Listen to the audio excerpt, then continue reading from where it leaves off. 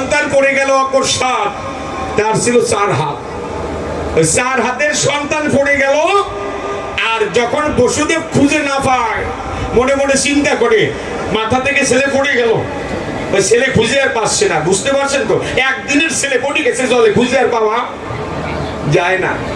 খুঁজতে খুঁজতে যখন না পায়, আসেন যত ভক্ত দেয়, ওই জলের ভিতরে যখন চরণ বাড়িয়ে দেয়, আমার ভগবান বলেছে আমার হতে নাম বড়, নাম হতে ভক্ত বড়, আর ভক্ত হতে ভক্তের চরণ ধুলি আরো বড়।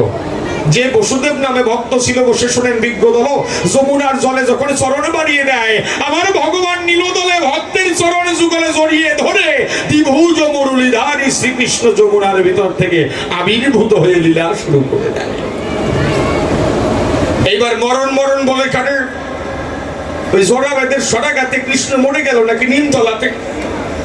আচ্ছা, আছেন যত ভক্তগণ, এই ছেলে মেয়ে মেলায় বন্দুক কিনে দেন না আপনারা, পিস্তল কিনে দেন না? দেন। ওই ছেলে বাড়ি এসে আপনার উপরে বন্দুক ধরে না? ধরে। গুলিও করে। আচ্ছা, গুলি করলে আপনি কি করেন? বাচ্চা ছেলেরা গুলি করে না? গুলি করলে আপনি কি করেন? ওই মরার মতো তো বাপ ধরতে হয়, তাই না? আর ওই ছেলে যদি আল্লাহদের ছেলে হয়, আল্লাহদের ছেলে যা বলে বাবা মা কিন্তু তাই করে, তাই না? এই আপনাদের অঞ্চলে আছে আল্লাহদের ছেলে? ও বেশি ধনীর ঘরে পাওয়া যায়। হ্যাঁ, এই জন্যই শাস্ত্রে কয় যত ধনীর হয় মূর্খ সন্তান, দেখি দারিদ্রের ছেলে প্রায় বিদ্যান। যত সুন্দরী বউ পায় বোকা লোকে, চালাক মানুষ প্রায় ঠকে, এটা বিধির বিধান। তাই সত্যি রে দাদা, আপনাদের আছে জানা যারা ভালো ছেলে তারা জীবনে ভালো বউ পায় না। না, আমি আপনাকে কথা করছি না, আমার মাদারীপুরের কথা করছি। দেখবেন ছেলেটা এত সুন্দর চাকরি করে, এত সুন্দর চেহারা, বাড়ি গিয়ে দেখবেন ওর বউ একটা চেহারা এরকম হয়। আর দেখবেন সুন্দরী মেয়ে ছেলে যারা গাঁজা খোর ছেলেকে প্রেমে পড়ে তারা, ওরা ভালো জিনিস হয়ে থাকে না। না না, আমি এখানে কথা করছি না, এরকম হচ্ছে না বর্তমানে।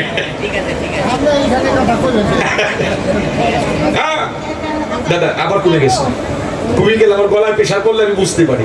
একটু বাড়ান, আবার একটু বাড়ান দেখি। এই আল্লাহদের ছেলে কারে কয়? মানে এমন এমন ছেলে আছে, ছেলে যা ধরে পায় না, বাবা মা না দিলে হয় না, প্রয়োজনে বিচি বাড়ি বেশি মোটর সাইকেল কিনে দিতে হয়, আছে না? তা শোনেন বাবা, একটা আল্লাহদের ছেলের একটা গল্প কই, তারপরে বুঝতেই পারবেন না। শোন, একটা ছেলে বিয়ে করে আসছে মন্দির ঘরে, এসে ঠাকুরকে প্রণাম করে ডাক দিয়ে কয়, ঠাকুর বর্তমানে বাংলাদেশের যে অবস্থা, জনসংখ্যার জন্য যে ব্যবস্থা তা তো আর নাই, বেঁচে থাকাই কষ্ট, তাই তো বিয়ে করে প্রথম দিন আসলাম তোমার মন্দিরে, আর তো আসবো না চিরদিন। তো ভগবান তোমার কাছে একটা প্রার্থনা রয়, যদি আমাদের দুইজনের একটা ছেলে হয় স্বামী স্ত্রীর, তা আমি অন্তর দিয়ে করলাম বিবেচনা, আর কোনোদিন আমি ছেলে মেয়ের কাছে যাবো না, আর ছেলে মেয়ে লাগবে না, একটা ছেলে হইলে আমার হয়। একটা ছেলের আশায় মানত করে বিয়ে করে বউ নিয়ে ঘরে গেছে, পরের বছর একটা সন্তান হয়েছে ভাই, কিন্তু ছেলে আর হয় নাই, মেয়ে হয়েছে। দেখুন ওই ছেলে চিন্তা করে ভগবান প্রথমটা যখন মেয়ে দিয়েছে, পরেরটা মনে ছেলে দেবে, কিন্তু পরেরটাও মেয়ে হয়েছে। তো চিন্তা করে শেষ চান্স, এইবার মেয়ে হবে, ছেলে হবে, কিন্তু 3 নাম্বারটাও মেয়ে হয়েছে। তো চিন্তা করে দেখি যে পরেরটা যদি ছেলে হয়, পরেরটা আবার মেয়ে হয়েছে, এরকম করতে করতে 11টা মেয়ে হয়েছে। 11 মেয়ের পরে ভগবান কৃপা করে ওর একটা ছেলে দেয়। এখন 11 মেয়ের পরে কারো ঘরে যদি একটা ছেলে হয়, কত আদরের। ওই ছেলে আর কোন সময় কোল থেকে মাটিতে নামায়, কোলে কোলে রয়। আর ওই ছেলে ছোট হইলে কি হবে? ছেলে বুঝে গেছে, ছেলেও বুঝে গেছে যে আমি আমার বাবা মায়ের একমাত্র দুর্বল পয়েন্ট। এবার ওই ছেলে যা ধরে পায় না, সঙ্গে সঙ্গে দিতে হয়, আর যদি না দেয় ওই ছেলের কান্না থামে না, কায়দায় তাস ধরে যায়, মানে লাগিয়ে যায়। এখন বাবা মা চিন্তা করে, ওরে কপাল, ছেলে যেভাবে কান্না করে দম বন্ধ হয়ে মরে যায়, মরে গেলে আর ভাবো কোন জায়গায়, যার জন্য ছেলে যা চায় তাই দিতে হয়। তাই ছেলে একদিন এত জোরে কান্না করে, ছেলের মা ওই ছেলে নিয়ে কি করে, ছেলের বাবার কাছে গিয়ে কয়, ছেলেটার কান্না তুমি থামাও। কাছে আমার কাছে বললেন দেখি, পুরুষ মানুষ ওই বাচ্চা ছেলেদের কান্না থামাতে পারে নাকি? তো ওই বাবা করছে কি, ছেলেটারে কাঁধে নিয়ে আস্তে আস্তে জঙ্গলের দিক গেছে। জঙ্গলে যখন যায়, ছেলে তো কাঁধের উপরে কান্না শুরু করে দেয়, কান্না থামে না। এখন বাবা বলতেছে, ছেলে কাঁদিস না, ওই দেখ গাছ, ওই দেখ জলে মাছ, ওই দেখ ডালে পাখি, করে ডাকা ডাকি, কাঁদিস না। কিন্তু ছেলের কান্না আর থামে না। হঠাৎ করে বাবা দেখতে পায় এক বট গাছের ডালে একটা বানর খেলায়, মানে যারা বান্দর করে। বাবা চিন্তা করে, তাই ছেলে তো জীবনে বান্দর দেখে নাই, তাহলে বান্দর দেখেই কান্না থামাই। বাবা ছেলেরে ডাক দিয়ে বলতেছে, খোকা খোকা কাঁদিস না, কাঁদিস না, ওই দেখো, ওই দেখো, ওই যে বান্দর, ওই যে বান্দর। এখন ছেলে তো জীবনে বান্দর দেখে নাই, এখন দেখে প্রায় মানুষের মতো, কিন্তু লেজ আছে, ওই লেজ নাড়াচ্ছে। এরপরে বান্দরে সব পিট পিট করতেছে, আবার চুল কাটছে, কোনো সময় বৃষ্টি দিচ্ছে, আবার কোনো সময় বানরের প্রস্রাব করতেছে। ওই প্রস্রাব হাতে ধরে একটু চোখে মুখে ছিটাচ্ছে, একটু আবার খাচ্ছে, মানে বানরের যে তামসা। ছেলের তো কান্না থেকেই গেছে। ওই ছেলে নিয়ে বাবা বাড়ি চলে আইছে। রাত্র 9টার সময় স্বামী স্ত্রী দুইজন ছেলেটারে খাওয়ায়। এরপরে রাত্র 10টা বেজে গেল, স্বামী স্ত্রী দুইজন এক বিছনা গেল, মাঝখানে ওই ছেলের হয়, দুই পাশে, এক পাশে স্বামী, এক পাশে স্ত্রী হয়। বলি সত্য আপনাদের কাছে, রাত্র 10টার সময় ছেলের ওই বান্দরের কথা মনে হয়ে গেছে। ডাক দিয়ে বাবারে বলতেছি, বাবা এখনই বান্দর দেখো। বাবা ডাক দিয়ে কই, রাতের বেলা বান্দর কোন জায়গায় পাবো, কালকে সকালে দেখাবো। এইবার ছেলে তো কান্না ধরছে, ভাই ওই কান্না থামে না। বাবা ডাক দিয়ে কয়, ও খোকা কাঁদিস না, কালকে তুমি বানর দেখাবো। এখন ছেলে তো কোনো কথাই থামে না, কাঁদতে করতে করতে দম বন্ধ হয়ে যায়। স্ত্রী ডাক দিয়ে কয়, বানর দেখাও। স্বামী ডাক দিয়ে কয়, তবে এত রাতে কি বানর পাওয়া যাবে? কয়, ছেলে তো কান্না করে, ছেলে তো থামে না। এক কাজ করো, কি? আমি ছেলের চোখ দুটো বন্ধ করে ধরি। স্ত্রী বলতেছে যে আমি ছেলের চোখ দুটো বন্ধ করে ধরি, আর তুমি বাবা লুঙ্গিতে কাঁসা দিয়ে ঘরের আড়ার ঘরে গিয়ে একটু দাঁড়াও, মানে ছেলের একটা সান্ত্বনা নেই। তো সত্য বলি আপনাদের কাছে, এইবার ছেলের মা ওই বাচ্চা ছেলের চোখ বন্ধ করে ধরছে, আর ওই ছেলের বাবা লুঙ্গিতে কাঁসা দিয়ে ঘরের আড়ার ঘরে গিয়ে দাঁড়াইছে। হঠাৎ করে ছেলেটার মা চোখের আঙ্গুল সরাইয়ে দিয়ে ছেলেটারে ডাক দিয়ে কয়, খোকা খোকা কাঁদিস না, কাঁদিস না, ওই দেখ, ওই যে বান্দর, ওই যে বান্দর। ছেলে চোখ ডলে আর বলে, হ বান্দর না, কেউ দিবা বাঘ, বাবা না, ওই যে বান্দর। ছেলে ডাক দিয়ে কয়, যদি বান্দর হয় তো বান্দরের লেজ কোন জায়গায়? সেই বান্দর দেশে লেজ, এইটা তো লেজ নাই। এই সময় স্ত্রী ডাক দিয়ে কয়, কি লেজ দেখাও। বসে শোনেন বিজ্ঞ দেবো। ওই বাবা করলো কি, লুঙ্গির কাঁচা খুলিয়ে দিল, কাঁচাটা ধরে নাড়াচ্ছে। এই ওই যে, ওই যে পিছনে লেজ আছে, কাঁদে বানরের চোখ পিট পিট পিট করে রাখেন। এখন স্ত্রীটা ছেলে যা কয় তাই করো, তুই বাবা ওই শোনা করো। এইবার ওই ছেলের বাবা চোখ পিট পিট পিট করতেছে। ছেলে আবার ডাক দিয়ে কত নাচে না কেন? এখন স্ত্রী কারণ নাচো, এখন বাবা নাচতেছে। এইবার ছেলে আবার জোরে কাঁদতেছে। স্ত্রী ডাক দিয়ে কয়, ছেলের মা ডাক দিয়ে কয়, কাঁদিস কেন? ওই বান্দর লেজ আছে, চোখ পিট পিট করতেছি, কাঁদিস কেন? এই বানরের প্রস্রাব করে না কেন? স্ত্রী কয়, কি ছাইড়ি দেও। স্বামী ডাক দিয়ে কয়, কার কাছে করি না লিশ নিচে, কার কাটা বালি ভিজে যাবে না? কয়, দেবো তো আমি, তুমি ছাইড়ি দাও। এখন স্বামী ছাইড়ি দিছে। যখন ছাইড়ি দিছে, ছেলে আবার ডাক দিয়ে কথা খায় না কেন? আছেন তো জ্ঞানবান, কথাটি করেন অনুধাবন। একটা বাবা তার ছেলেকে, ছেলের কান্না থামানোর তরে বানর সেজে অভিনয় করে। আমি আপনি করিনি, ছেলেকে কাঁধে নেয়নি, ঘোড়া হয়ে ছেলেকে পিঠে চড়ায়নি। তো দেখেন একটু চিন্তা করে, সাধারণ একটা মানুষ যদি বাবার জন্য, ছেলের জন্য বাবা বানর সাজতে পারে, বিশ্বপিতা ভগবান ভক্তের জন্য একটু মরার অভিনয় করতে পারবে না? পারবে? ত্রেতা যুগে বলি আপনাদের পূর্বভাগে রামচন্দ্র যেজন ছিল, সুরাবানে বালিকে হত্যা করেছিল। বালির একটা ছেলে ছিল, তার নাম ছিল অঙ্গদ। রামচন্দ্রের সঙ্গে মিশে যুদ্ধ করে সীতাকে লঙ্কা থেকে অবশেষে উদ্ধার করে দেয়। রামচন্দ্র ডাক দিয়ে কয়, অঙ্গদ রে, তোর কাজে আমি খুশি হলাম, তাই তোর আজকে আশীর্বাদ বর দিতে চাই। অঙ্গদ ডাক দিয়ে করে, বানা প্রভু, আমি যে বর চাই তা তুমি দিতে পারবা না। কি বর? অঙ্গদ ডাক দিয়ে কয়, আমি যে বর চাবো তা কি দেবে? রামচন্দ্র বলছে, তবে আমি আশীর্বাদ দিলাম, কথা দিলাম, তুই যা চাবি আজকে তাই পাবি। তখন অঙ্গদ ডাক দিয়ে কয়, কথা দিলাম, কথা দিলে তো? হ্যাঁ, এই আশীর্বাদ করো ভেবে আমার বাবাকে যে চোরাবনে হত্যা করেছে তার মরণটা যেন আমার হাতেই হবে। রামচন্দ্র ডাক দিয়ে কয় তোর বাবারে তো আমি হত্যা করছি।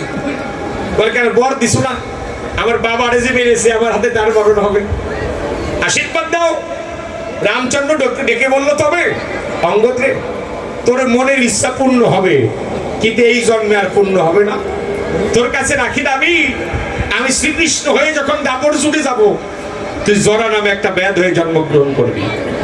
আমি সমস্ত লীলা পরিহরি, যখন প্রভাস তীরে যজ্ঞ করবো হরি, আমার বংশ শেষ করে যখন আমি নিম্ন বৃক্ষে গিয়ে দাঁড়াবো, তুই আমার কথা নিবি, তখন গিয়ে তুই খোসা দিবি, তুই আঘাত দিলে পরে আজকে তোর মনের ইচ্ছা পূর্ণ করে আমার অন্তরে আছে ভাবো রাখিতে এই ভক্তের মান, আমার নেমে এলো শ্যাম ভগবান।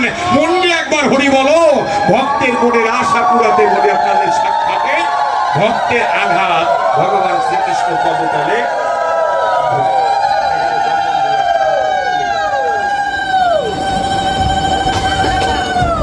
তাহলে এবার বুঝতে পারছেন সবাই, ভগবানের জন্মও নাই, ভগবানের মরণও নাই।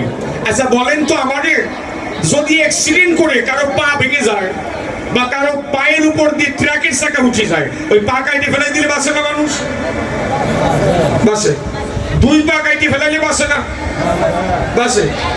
আর ভগবানের পায়ে আঙ্গুলে একটু খোঁচা লাগছে, তাতে ভগবানের মরে যেতে হবে? মরা নয়, এটা করে অভিনয়।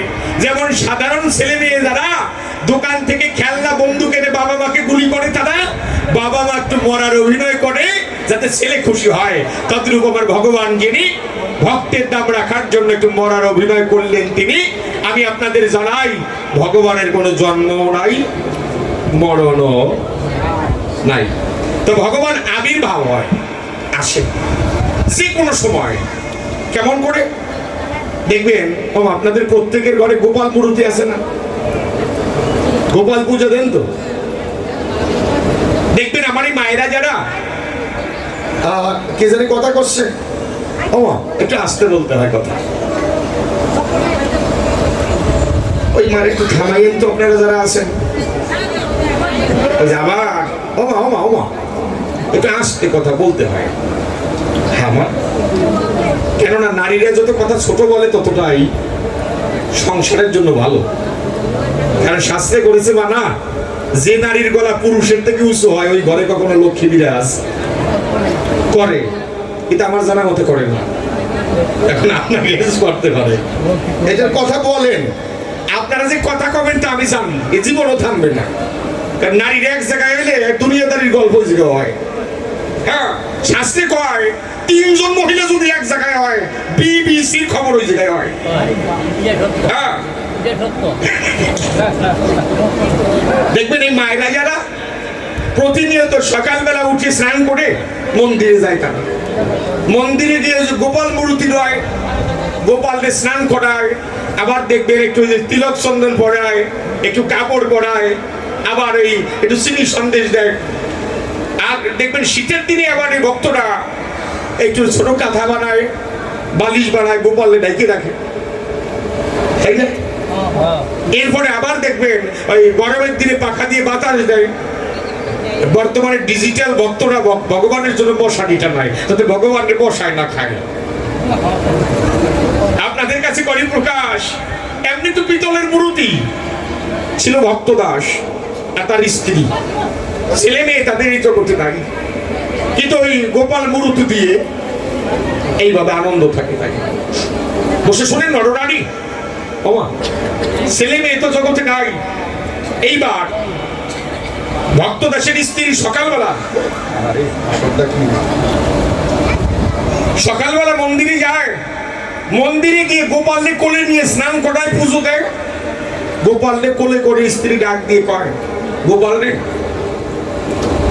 এই 20টা বছর ধরে চোখের জলে পুজো দিলাম তাই, কিন্তু মা বলে ডাকার আমার কেউ নাই। স্বামী শুনতে পায় মন্দিরে স্ত্রী কার সঙ্গে যেন কথা হয়। স্বামী ডাক দিয়ে বলছে, ওগো তুমি কার সঙ্গে কথা বলছো গো? বলে আমি আমার গোপালের সঙ্গে কথা বলছি। বলো কি, পিতলের গোপাল কথা বলে নাকি? স্ত্রী কয়, আমার গোপাল আমার সঙ্গে কথা কয়। স্বামী ডাক দিয়ে বলছে, ভিতরের গোপালী যদি কথা কয় তাহলে কি ছেলে মেয়ের আর দরকার হয়? স্ত্রী ডেকে বললো তাই আমরা ভগবানকে ভালোবাসি, সবাই ভালোবাসি না, কিন্তু স্বার্থের জন্য ভালোবাসি। অন্তরে করবেন বিবেচনা, মন প্রাণ দিয়ে আমরা ভগবানকে কেউ ডাকি না, ভালোবাসি না, স্বার্থের জন্য। কেমন আপনারা আছেন যারা চিন্তা করেন তারা তাই। বর্তমানে এমন কোনো মানুষ নাই যে চায়ের দোকানে বসলে আমাদের 100 টাকা চা সিগারেটে যায় না, প্রতিদিন যায় তো। তাহলে এবার আপনারা আমাকে বলেন, আপনার কাছে 100 টাকা চা সিগারেট খাওয়ার জন্য আছে, কোন দিন 100 টাকা দিয়ে ফল কিনে গোবিন্দের জন্য নিয়ে আসছেন? নতুন একটা ফল উঠলে ছেলে মেয়ের কথা মনে হয়, গোবিন্দের কথা কি মনে হয়েছে? 100 টাকা দিয়ে একটা আইসক্রিম কিনে ছেলের জন্য নিয়ে আসছেন, কোনোদিন 100 টাকা দিয়ে ভালো চাল ডাল বাজার করে গোবিন্দ ভোগ দিয়েছেন? স্বার্থের জন্য ভালোবাসি আমরা সবাই। দেখেন এবার চিন্তা করে, স্ত্রী ডেকে বলে স্বামীর ধরে, আমাদের যদি ছেলে মেয়ে থাকতো কত কিছু কিনে দিতে হতো, তা চলো আমরা বাজারে যাই। স্বামী স্ত্রী দুইজন বাজারে গেল, ওই গোপালের হাতের মাপ নিয়ে স্বর্ণকারের দোকানে গিয়ে সোনা দিয়ে মোটা করে দুটো রুলি তৈরি করে দিল। দুটো রুলি তৈরি করে বাড়ি নিয়ে এসে গোপালের হাতে পরিয়ে দেয়। এইভাবেই কাটতে থাকে। ছেলে মেয়ে এতটাই সাধু সঙ্গ করে এই গ্রামে ওই গ্রামে যায়। একদিন স্বামী স্ত্রী দুইজন মন্দিরে এসে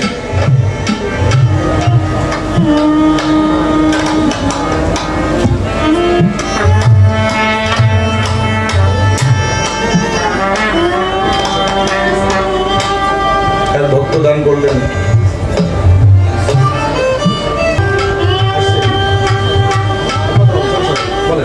আমাদের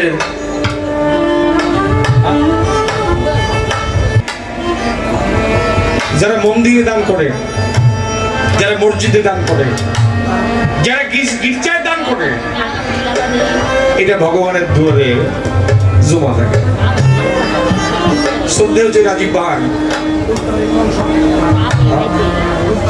দুধকড়া ইউনিয়ন সভাপতি, উনি আমাদের দিয়ে দুটো রুলি তৈরি করে ভগবান গোপালের হাতে পড়ে দেয়। তো ছেলে মেয়ে তো নাই, এই গ্রাম ওই গ্রামে ভক্ত সঙ্গ করে বেড়ায়। এই কথা দেখেন ভেবে স্বামী স্ত্রী পাশের গ্রামে ভক্ত সঙ্গে যাবে,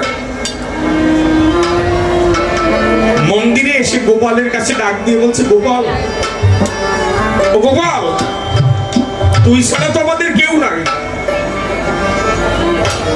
আমরা স্বামী স্ত্রী পাশের গ্রামে ভক্ত সঙ্গে যাই, কথা নিস না আসা পর্যন্ত বাড়িটা পাহারা দিস, এই বাড়িটা তোর চরণে রেখে গেলাম। এই বলে স্বামী স্ত্রী দুইজন ভক্ত সঙ্গে চলে গেছে। চলে যাওয়ার 2-3 ঘন্টা পরে তিনজন বৈষ্ণব অবন্তীনগর থেকে নিমন্ত্রণ করতে বাড়িতে আসে।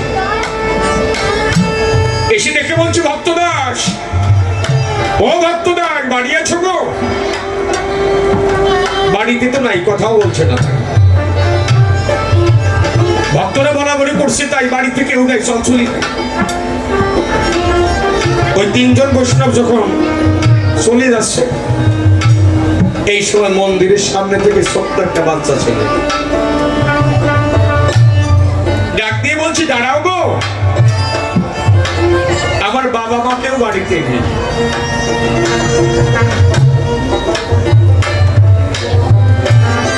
বৈষ্ণবরা দেখতে পারে ছোট্ট একটা বাচ্চা ছেলে, কিন্তু বলছে বাবা মাকেও বাড়িতে নেই।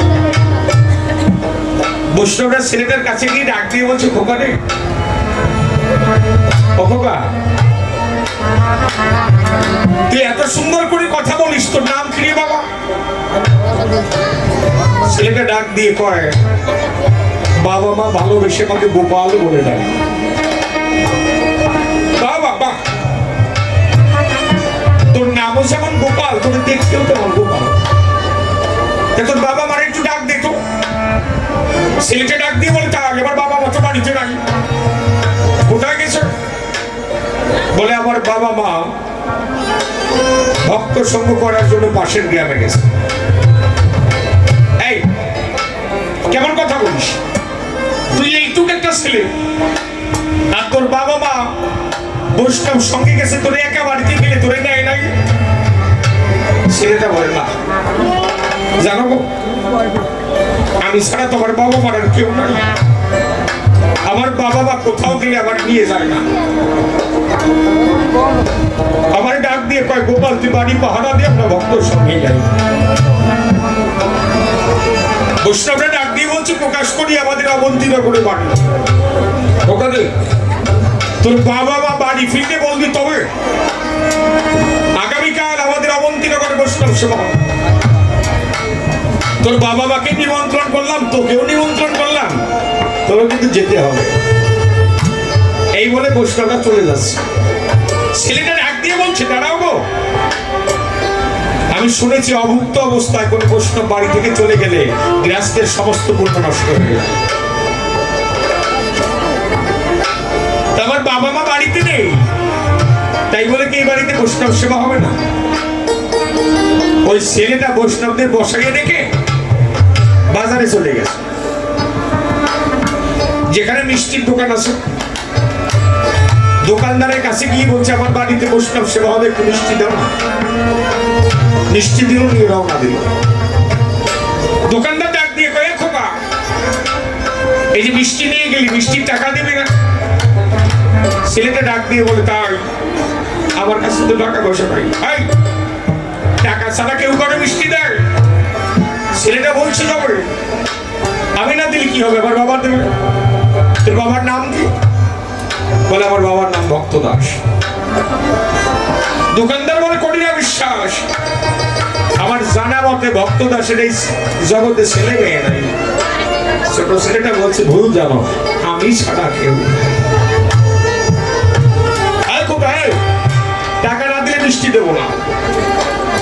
এই সময় ছেলেটা দেখতে পায় তার দুই হাতে দুটো সোনার রুলি। একটা রুলি খুলে দোকানদারকে দিয়ে বলে দোকানদার এই রুলিটা আমি তোমার দান বন্ধক রেখে গেলাম,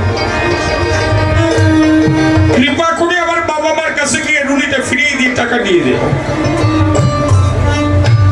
ও সোনার রুলি বন্ধক রেখে বাড়ি চলে যাইছে। মিষ্টি নিয়ে বৈষ্ণবের চরণের পাশে বসে পড়ে বলছে এই জগতে সকল অপরাধের ক্ষমা হয়, কিন্তু বৈষ্ণব চরণে অপরাধ করলে এই অপরাধ আর ক্ষমা হয় না। বাচ্চা ছেলেটা চোখের জলে ছেড়ে দিয়ে বৈষ্ণবের চরণ ধোয়ে নিজের হাতের মিষ্টি গুলো তুলে তুলে বৈষ্ণবরা চলে গেল। সন্ধ্যার দিকে স্বামী স্ত্রী ফিরে গেল। এসে আজকে মনে যাচ্ছে আনন্দ, বাড়ির চারপাশ থেকে ভেসে বেড়াচ্ছে বন্ধ বন্ধ। এই সময় মিষ্টির দোকানদার দোকান বন্ধ করে বাড়ি যায়, চিন্তা করে পরের রুলি নিয়ে ঘুরে বেড়ালে যদি পথে হারাইয়ে যায়। ওই দোকানদার বাড়ি আসে, এসে বলছে ভক্তদাস, ও ভক্তদাস দাও টাকা দাও। কিসের টাকা? কেন আজকে তোমার বাড়ি বৈষ্ণব সেবা হয় নাই, ভক্ত সেবা হয় নাই? জানো সকালবেলা তোমার ছেলে গিয়ে মিষ্টি নিয়ে আসে। ভক্তদাস ডেকে বলে তাই আমার তো কোনো ছেলে মেয়ে নাই। বলে না, তোমার ছেলে সকালবেলা গিয়ে মিষ্টি নিয়ে আসে। বিশ্বাস করো ভাই, আমার কোনো ছেলে মেয়ে নাই। তখন ওই দোকানদার পকেট থেকে সোনার রুলিটা বের করে, দেখো তো এই রুলিটা ছিল নাকি? রুলিটা যখন ভক্তদাসের কাছে দিল, মনে হলো রুলিটা খুব চেনা চেনা। হঠাৎ করে মন্দিরের দিকে তাকায়, তাকিয়ে দেখে ভাই গোপালের এক হাতের সোনার রুলি আছে আর এক হাতের রুলিটা নাই। গোপাল চরণে পড়ে বলছে গোপাল রে আমাদের কি দুঃখের কপাল, সামান্য বাড়ির ভার তোর চরণে দিলাম, রুলি বন্ধক রেখে বাড়িটা রক্ষা করলি। আর যদি এই জীবনের ভার তোর চরণে দিতে পারতাম, ওই ভবনদীর পার ঘাটায় গেলে তুই কি পার করে আমার এই দেহটা পার করে দিতি।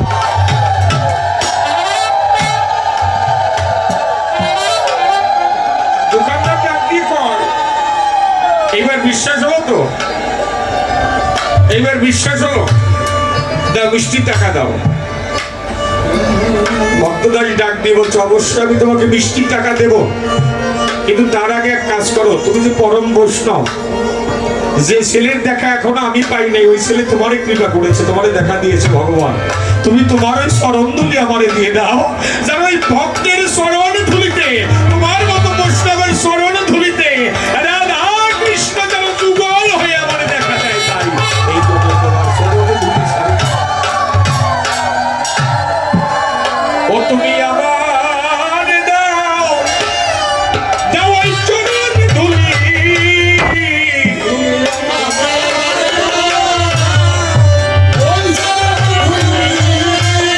ওই যেন কৃপা করে বনমালী আমারে দাও, দাও ওই চরণ ধুলি।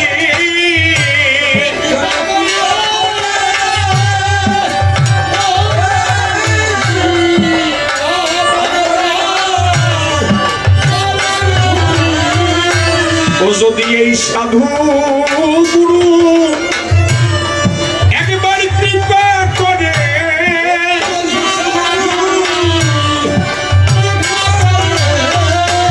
যদি এই সাধু গুরু একবার কৃপা করে,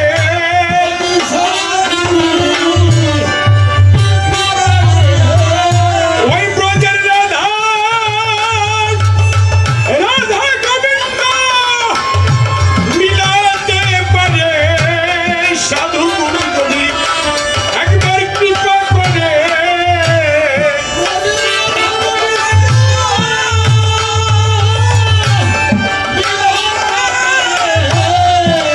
সাধু যদি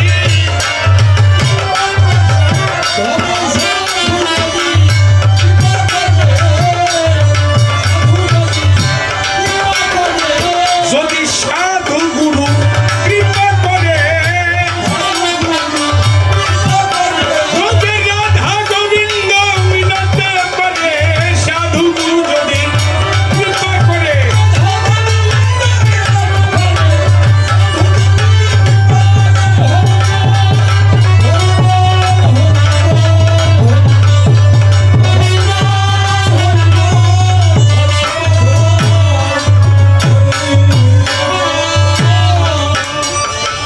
ওর আরো এক মা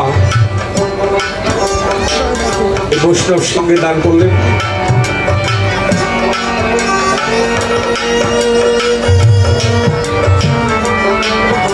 সে যে মনোবাসনে দান করলেন, প্রভু যেন তার মনের ইচ্ছা পূর্ণ করে। সবাই এসে আমার এই মা জননী দিল 100 টাকা, কৃপা করে অক্ষয় করে রাখো তার ওই সিঁদুর আরো শাখা।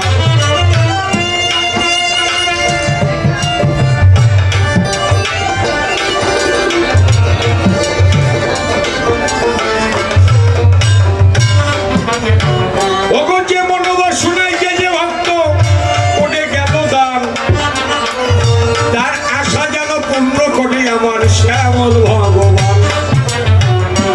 এইবার ঈশ্বরের জন্ম মরণ এই জগতে নাই, তার প্রমাণ দিয়ে গেলাম আমি সবার মধ্যে। তাই আরো একবার সবাই এসে দান করিল টাকা, যে দান করেছে দেখা দিও তাদের শ্যামল ভঙ্গি।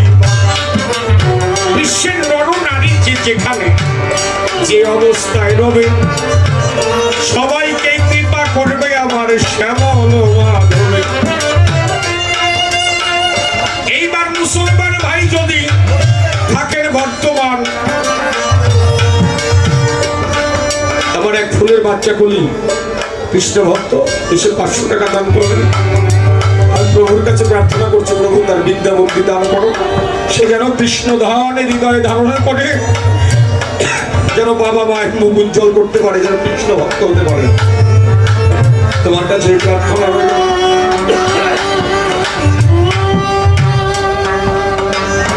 এইবার মুসলমান ভাই একটা গানের অনুরোধ করলো, তাই এই মসজিদের 6 কোণার গান শুনেছে কোথায়? হয়তো কোনো এক জায়গায় এটা শুনেছে তাই। তাহলে এই গানটাকে আর একটা জবাব দিয়ে যাই। মুসলমান ভাইরা আছেন?